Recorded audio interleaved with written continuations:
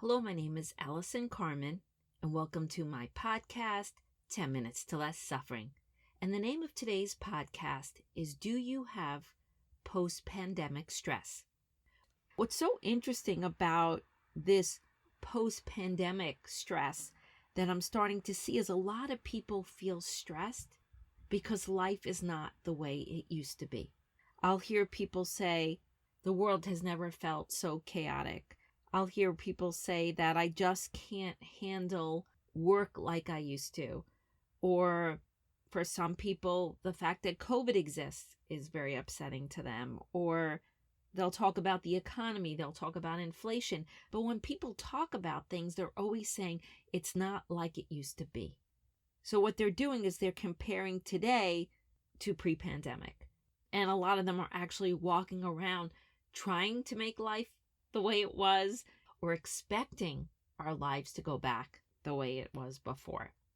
So what can we do? How can we find a way to let go of this post-pandemic stress? How can we come to this moment with more comfort, with more ease, and with more hope for today and for the future? And the first thing is we have to accept that life is uncertain. It always has been, and it always will be. And while that might scare some people, if you think about it, if you want your life to change, it has to happen in the unknown. So every dream you have, every change you want to see, every hope you have exists in the unknown future. And the moment is where you create it. So the best thing we could do is, as a first step, is to try to change our relationship with uncertainty. And that's why I talk about maybe all the time. I talk about maybe because it reminds us that in the unknown, good things could happen too. We ask ourselves our biggest fear, I'm afraid my life will never get better. I'm afraid I won't earn that kind of money I used to earn. I'm afraid my child won't find their way. Whatever your fear is, it is a projection of how uncomfortable you feel in this moment into the future. And a big reason why a lot of people feel afraid is because it's not like it used to be. We're yearning for the past, and yet we're not present, and the present is where we create the future. So after you locate your biggest fears, you ask yourself, am I absolutely certain this fear is true? And the beauty of life, the beauty of uncertainty is you could never be certain of anything. So you cannot be certain of your fears. And then you start doing the maybe statements. Maybe I can handle this. Maybe I need to let go of the past, and maybe I can create a new future. Maybe things will get better. Maybe I could be okay right now. Whatever maybe statement relieves some of the stress. And then you could do specific statements of maybe actions that you want to take, and you put maybe in front of them. Maybe I need to find a new job. Maybe I need to go back to school, whatever that will be. But if you write these maybe statements down for 10, 15, 20 minutes, I guarantee you are going to feel better. Because the first thing that's going to happen is that dread that you feel that life can never get better. You're going to have a little more space because you're going to realize that you don't know it can't get better because you have maybe. So it's not that that fear totally goes away, but you bring more hope.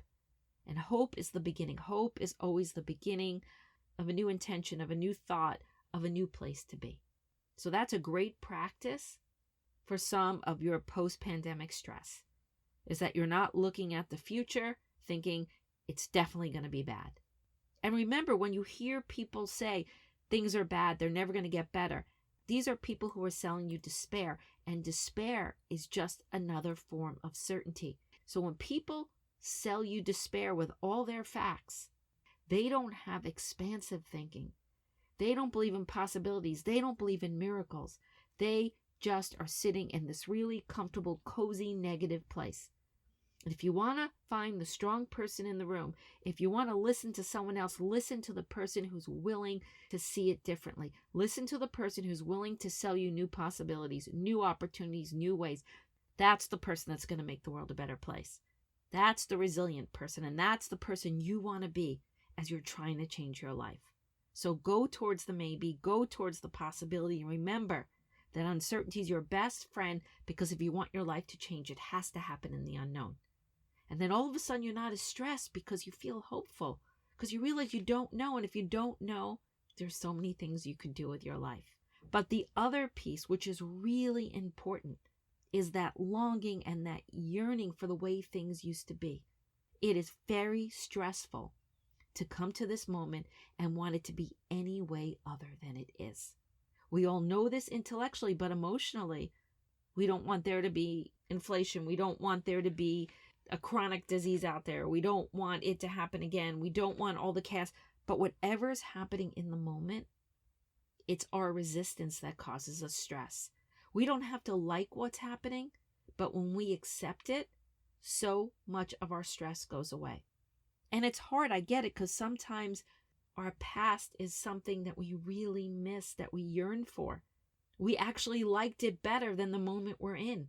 So we feel we have every right to be upset and mad and angry, and I'm not taking your feelings away from you.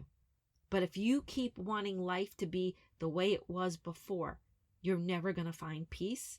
You're never going to come to this moment open-minded and free with the best ability and the best chance to make your life better, to manifest something new. Life does not promise us that today and tomorrow will be better than yesterday. I know a lot of us feel that we're entitled for every day to be better. And believe me, I am so into hope and creation and manifestation and always want to work towards a better life, a better world. But the most mature way to look at our lives is to say, what is before me in this moment? What is the most I can make out of it? What experience is in front of me? What can I learn? How can I help? What is life offering me now? But if we're sitting around and we keep saying, well, life was better then. It was better when there was no inflation. It was better when there was no COVID. It was better when I had that job. It was better when I was married. Then we're just going to live in this place of regret and sadness and negativity. And no matter what we see in front of us, it will not satisfy us. I have seen so many people who preferred their life 20 years ago, 30 years ago, than they feel today. And there is so much in their life that's still beautiful. But when you start to get like this, nothing is good enough because it's not like it was. And then you miss every beautiful moment. And that's what life offers us. And it's our job to grab that sunlight, to grab those beautiful, gorgeous moments. And it's a better platform. You are more likely to find joy and peace and abundance in your life if you recognize what's good. You recognize what you do have, and you dream of an unlimited future.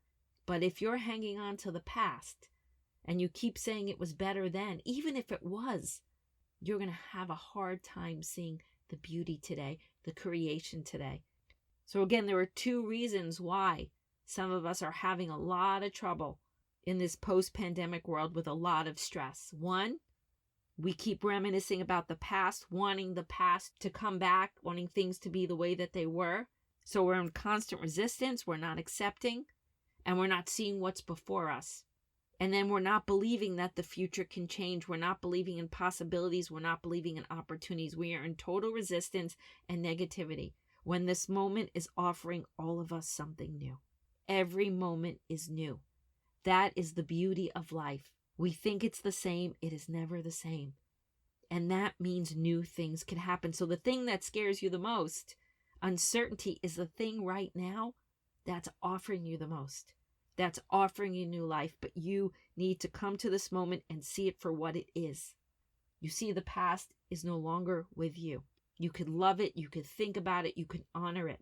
But in order to create a new life, in order to be present, in order to make changes, you have to see things for what they are and look for what's good, or look for a platform, or look for what you still have. You still have to feel your feelings, but in that presence, you will find beautiful things that are still happening.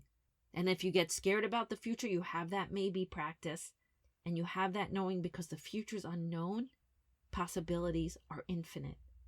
Chaos can settle. Economies can get better. Kids can get through difficult times. You can get through your money problems. You can find love again. All because life has maybe. So I hope this podcast helps you let go of some of your stress and some of your worry. I hope it helps you let go of the past and to be more present. And remember that maybe what's happening is good. Maybe you could accept what's happening and still be okay. And most of all, maybe the best is yet to come.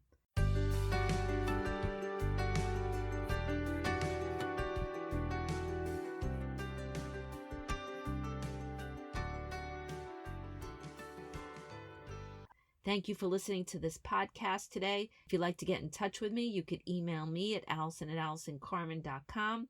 If you'd like to buy my books, The Gift of Maybe or Year Without Men, they're available at all major bookstores and online retailers. And if you like this podcast, you could subscribe and leave a comment.